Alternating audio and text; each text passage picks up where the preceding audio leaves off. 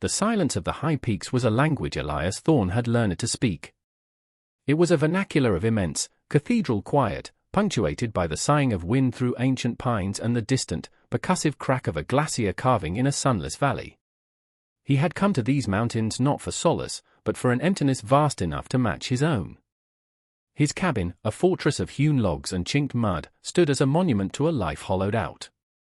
Inside, the air was thick with the scent of wood smoke, curing leather, and the phantom aroma of a woman's baking, a ghost of memory so potent it could bring him to his knees on a Tuesday afternoon. Grief was not an emotion for him, it was geography.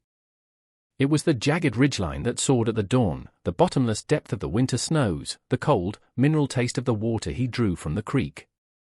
Each day was a ritual of survival, a deliberate series of motions, checking his traps, splitting wood, cleaning his rifle, that served only to propel him into the next empty sunrise. He moved with a heavy grace, a man who had forgotten the feel of a lighter heart. The hollow place within him was a wound that would not scar over, a perpetual void where the laughter of a wife and the small, warm hand of a daughter had once resided. He did not speak of them, not even to himself. Their names were stones in his throat.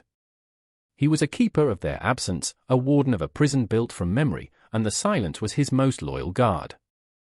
He had come here to let the wilderness scour him clean, to let the wind and the cold and the crushing solitude erase him. But the wilderness was patient. It simply watched, holding his sorrow in its great, indifferent hands, waiting for him to break or to finally understand that a man cannot outrun the landscape of his own heart. He was tracking a bull elk, following the deep, cloven prints in the damp earth along a game trail that wound through a copse of whispering aspens, when the silence was broken. It was not the snap of a twig or the call of a hawk.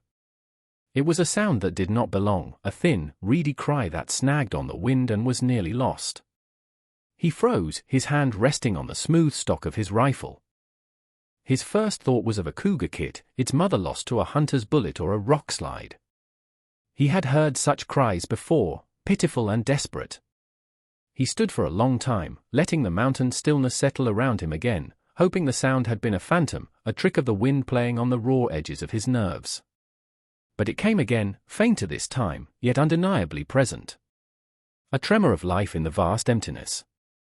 Against every instinct that screamed for him to turn back, to preserve the sterile quiet of his existence, he moved toward it.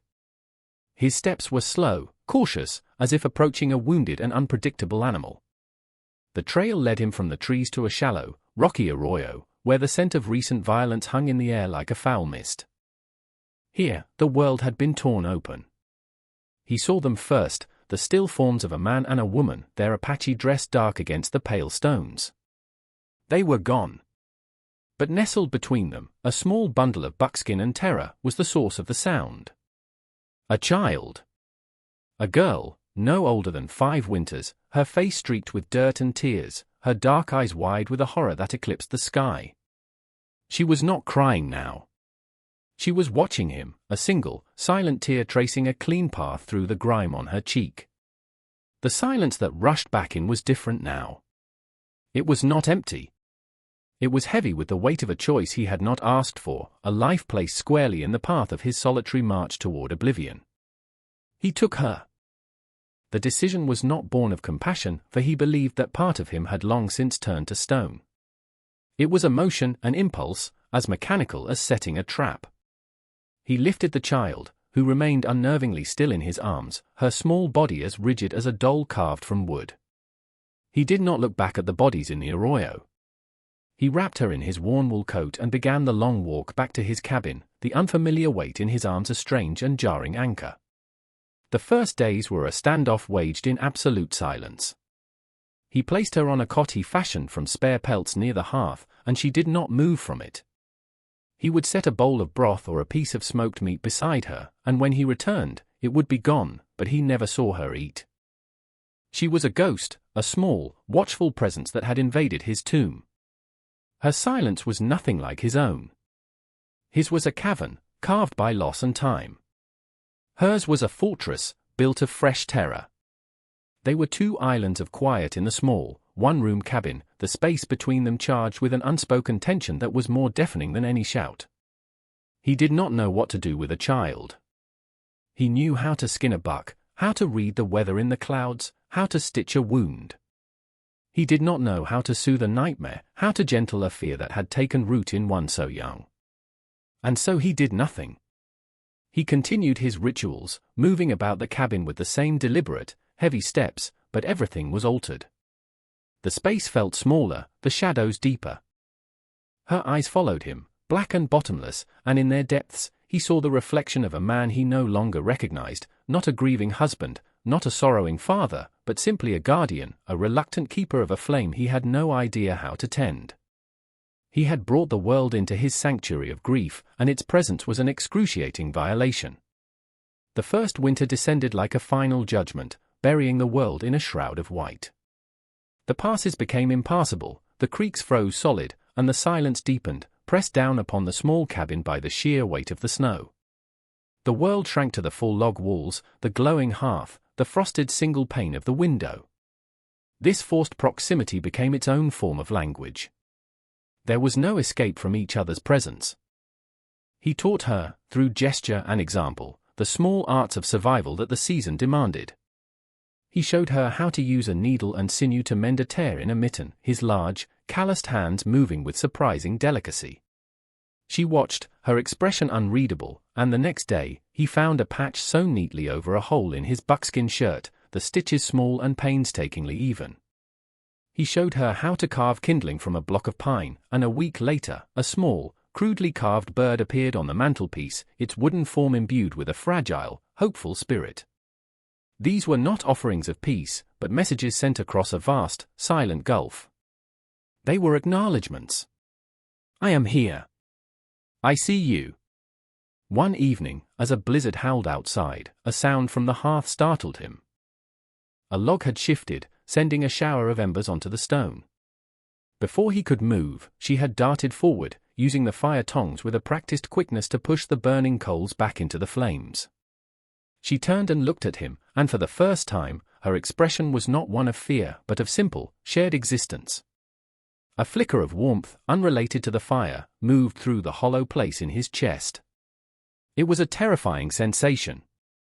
He was a man who had made his peace with the cold, who had learned to live in the frost of his own heart. The thawing was an agony he had not anticipated. The ice was beginning to crack. Her presence was a constant, low hum beneath the quiet of his days, and it began to stir the ghosts he had worked so hard to lay. He would watch her small hands weaving a cord from strands of sinew and see, for a fleeting, heart-stopping moment, his wife Sarah's fingers kneading dough on a floured board. He would catch the scent of the wild herbs she gathered to dry by the fire and be thrown back to a sunlit afternoon in a meadow, with Sarah weaving a crown of flowers for their daughter. The child he had taken in was a mirror, reflecting a past he had tried to bury under leagues of ice and stone. The girl, who he had begun to think of as Anaba, a name he'd heard once from a traveling trader, meaning she returns from war, became a vessel for his memories. When she coughed in her sleep, the sound was an echo of his own daughter, Lily, in the grip of the fever that had stolen her. He would wake in a cold sweat, the phantom weight of Lily's feverish body in his arms, the scent of sickness and helplessness filling the cabin. The hollow place ached with a new kind of pain. It was no longer the dull, constant throb of loss, but the sharp, stabbing agony of remembrance. He grew harder, more distant, retreating further into the fortress of his silence. He had thought himself numb, but this child was peeling back the layers of scar tissue, exposing the raw, weeping wound beneath.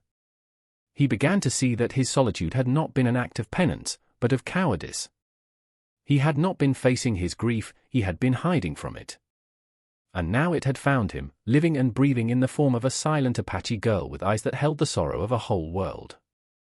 He had rescued her from the arroyo, but he feared he had only brought her into a different kind of wilderness, a landscape of a man's broken heart. Years fell away, stripped from the calendar of the mountains like leaves in autumn. The seasons turned, winters burying them and springs resurrecting them, and the small girl grew. The fearful child vanished, replaced by a young woman forged of the high country. Anaba moved with the quiet confidence of a deer, her knowledge of the terrain as intimate as his own. She could read the signs of an approaching storm in the behavior of the jays, could find medicine in the bark of a willow, and could track a mountain lion with a skill that rivaled his. She was of this place now, its rhythms woven into the very fiber of her being. Yet the silence between them remained. It was no longer the tense, watchful quiet of the first years, but a comfortable, familiar space, filled with the unspoken language of shared tasks and mutual understanding. It was their native tongue. He had long ago given up the expectation of hearing her voice. He had accepted that the horror she had witnessed had stolen it from her, a casualty of the violence that had orphaned her. He thought of her voice as a bird trapped in a cage of memory, one for which there was no key. Then, one late summer afternoon, they were sitting outside the cabin, cleaning a pair of freshly caught trout. The sun was warm on his back, and the air was sweet with the scent of pine. He was showing her how to properly scale a fish, his knife moving in swift, practiced strokes, when she stopped her work and looked at him. Her gaze was direct, her dark eyes clear. Elias. The name, spoken in a voice husky from disuse, struck him like a physical blow. It was the first word she had ever spoken to him. The sound of it, the simple, profound reality of it, seemed to alter the very fabric of the air around them. The silence of a decade shattered into a million pieces.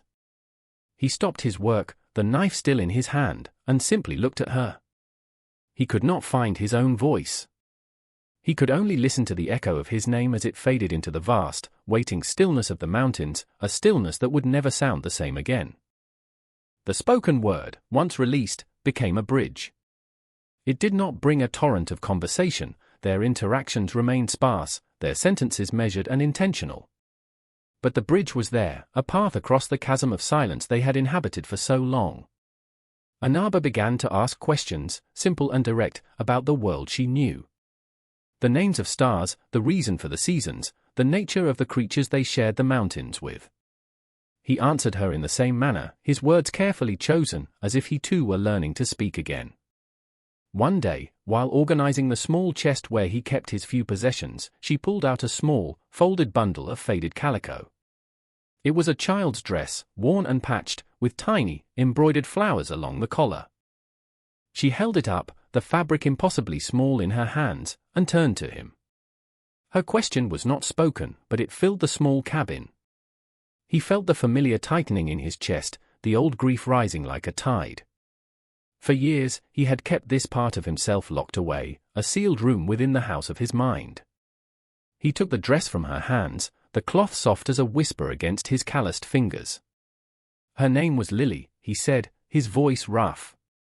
He sat on the edge of his bunk, the dress spread across his knees, and he told her everything. He spoke of Sarah, of her laughter that could make wildflowers seem to bloom in the dead of winter. He spoke of their small homestead in the valley to the east, of the dreams they had built with their own hands. And he spoke of the fever, the relentless fire that had swept through the settlement, indiscriminate and cruel. He told her of the helplessness of watching the two lights of his life flicker and die while he could do nothing but hold their hands. He spoke of the rage and the bottomless guilt that followed, the feeling that he had failed in his one sacred duty to protect them. He had fled, not just from the sickness, but from their ghosts, from the accusing eyes of his neighbors, from the man he had become in the face of his own powerlessness. He had come to the mountains to disappear.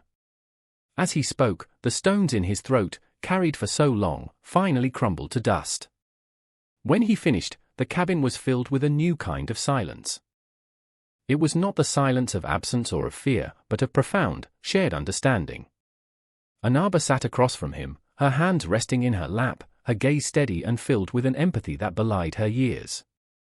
She did not offer words of comfort, she knew, as he did, that some wounds were too deep for such balms.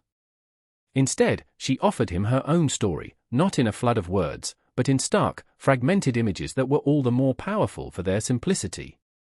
She spoke of a sun-drenched morning, of the smell of cooking fires, of her mother weaving a basket, her father sharpening an arrow. And then, the sudden thunder of horses, the glint of blue coats and brass buttons, the screams that were swallowed by the sound of rifle fire. She remembered hiding in the brush, her mother's hand pressing her down, whispering a word she did not understand.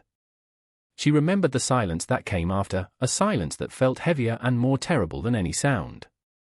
She had waited for a day and a night before her cries had finally betrayed her. Her story was not his, her loss was not his, yet they were reflections of the same shattering truth, that the world could take everything in a single, brutal moment.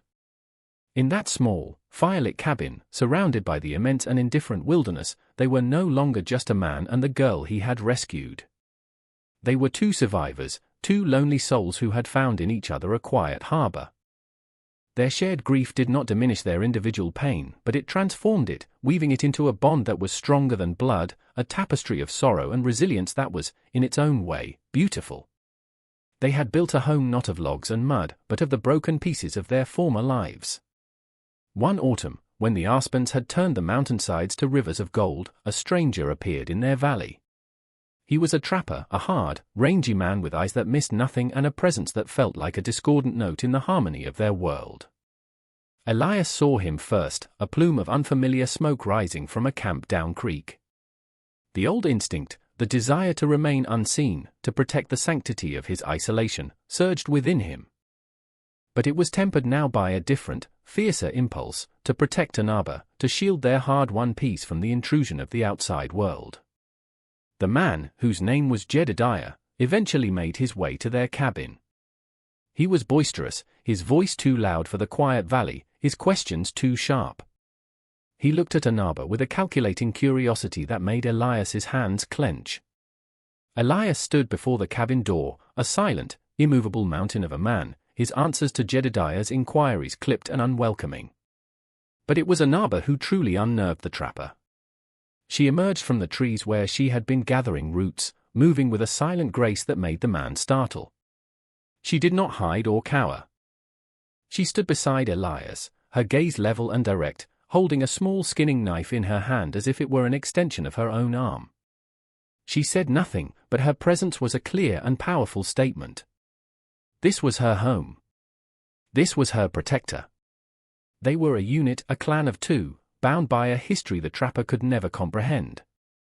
Jedediah stayed only 2 nights, his boisterousness shrinking under the weight of their combined silence, their quiet, unassailable strength.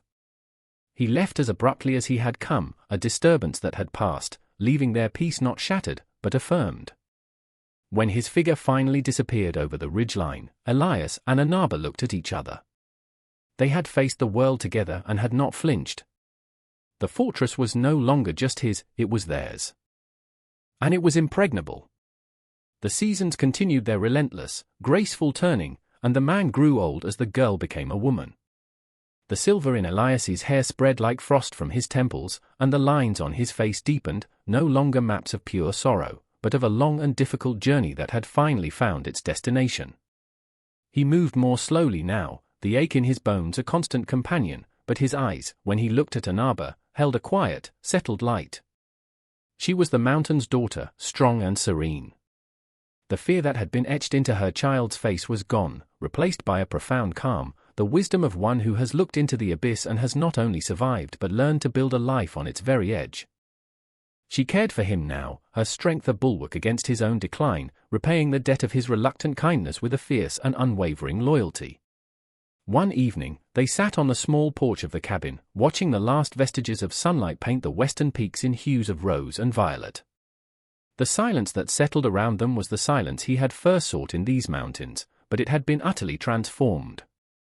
It was no longer the sound of emptiness, of a hollow-out heart. It was a silence that was full. It was filled with the unspoken history of 2 lives intertwined, with the deep, resonant peace of a shared existence. He looked at the woman beside him, her proud profile outlined against the deepening twilight, and he no longer saw the ghost of the daughter he had lost. He saw Anaba. He saw resilience given form. He saw the unlikely, astonishing bloom of a life he had saved, a life that, in turn, had saved his. The grief for Sarah and Lily remained, a quiet, polished stone he would always carry, but it no longer defined the landscape of his soul. Anaba had shown him that a heart could be broken and still learn to beat again, that a hollow place could, against all odds, be filled. The little Apache girl, left to die alone, had cried out in the wilderness, and in answering that cry, the lone mountain man had finally found his way home.